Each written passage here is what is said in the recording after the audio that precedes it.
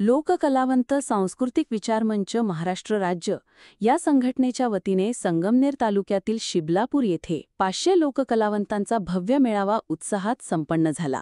या मेळाव्यात लोककलावंतांच्या विविध मागण्या शासनासमोर मांडण्यात आल्या असून मागण्या मान्य न झाल्यास तीव्र आंदोलनाचा इशारा देण्यात आला आहे। तर या प्रसंगी जिल्हा कार्याध्यक्षपदी रामभाऊ कदम यांची तर तालुका अध्यक्षपदी राजूभाऊ मंतोडे यांची निवड करण्यात आली। यावेळी बुद्धविहारात पूजा करून कलावंतांनी दाखवलेल्या सनई ताशाची झणकार गावात गुंजली। मेळाव्याला संघटनेचे संस्थापक अध्यक्ष गवनेरी जी सरोदे, जिल्हा सचिव किशोर आढागळे, रिपाई तालुका युवक अध्यक्ष योगेश मंतोडे, जिल्हा निवड समितीचे अध्यक्ष रावजी विधाते, जिल्हाध्यक्ष सर्जेराव कदम आदींसह संगमनेर, अकोले, श्रीरामपूर, जुन्नर, नेवासा, कोपरगाव, कर्जत, जामखेड, श्रीगोंदा, राहुरी, राहाता, पारनेर आदी तालुक्यांसह नाशिक, पुणे, धुळे येथील मोठ्या संख्येने कलावंत उपस्थित होते। संस्थापक अध्यक्ष गवनेरीजी सरोदे यांनी आपल्या अध्यक्षीय भाषणात लोककलावंतांच्या अनेक व्यथा मांडल्या आणि शासन दरबारी त्यांना न्याय मिळवून देण्याचे आश्वासन दिले।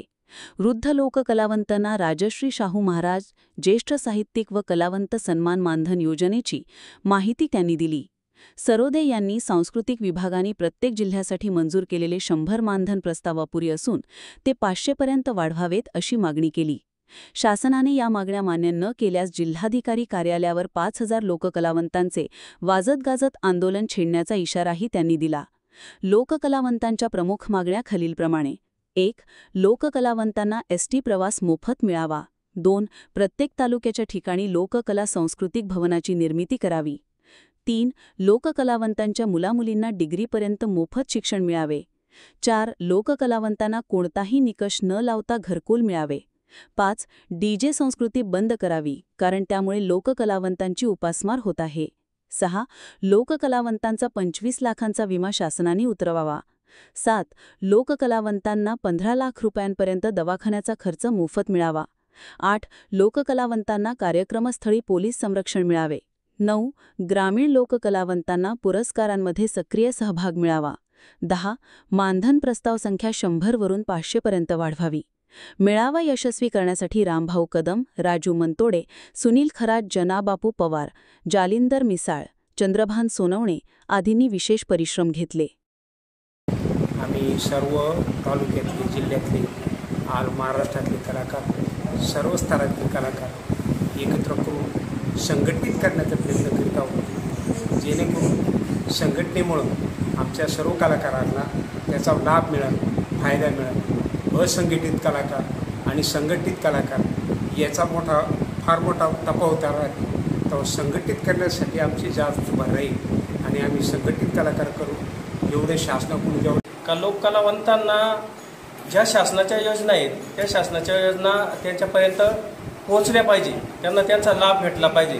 कारण आपला जो कलावंत आहे हा ग्रामीण भागामधला आहे, अशिक्षित आहे, त्याला कला उत्कृष्ट आहे त्याच्याकडे, पण त्याला जे शासन दरबारी काय प्रॉब्लेम आहे, आपल्याला काय भेटतं काय भेटत नाही हे त्याला माहीत नाही।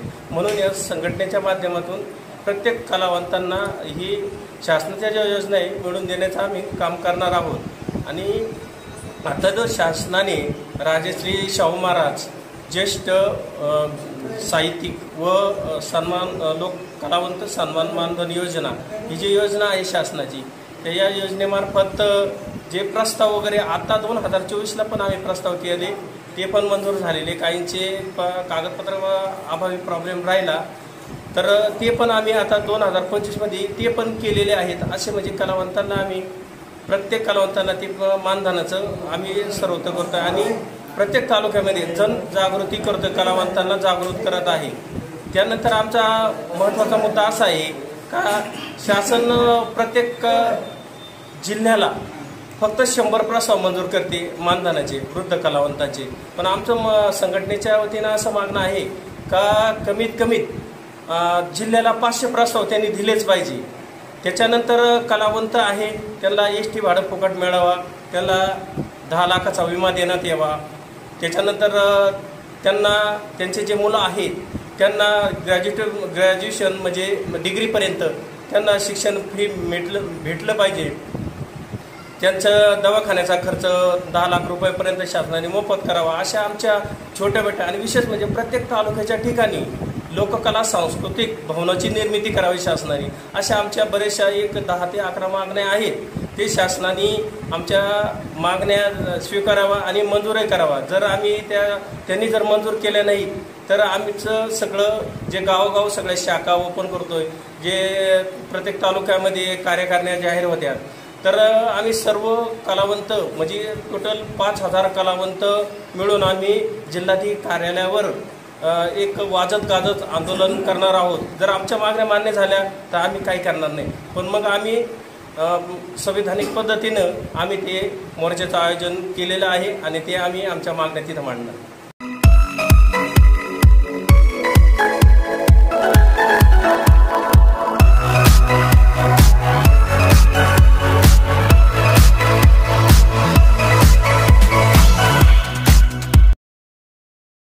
संगमनेर तालुका दूध उत्पादक संघ आपल्या दूध उत्पादकांसाठी घेऊन आले आहेत राजहंस मिल्किंग मशीन व साफ कटर योजना.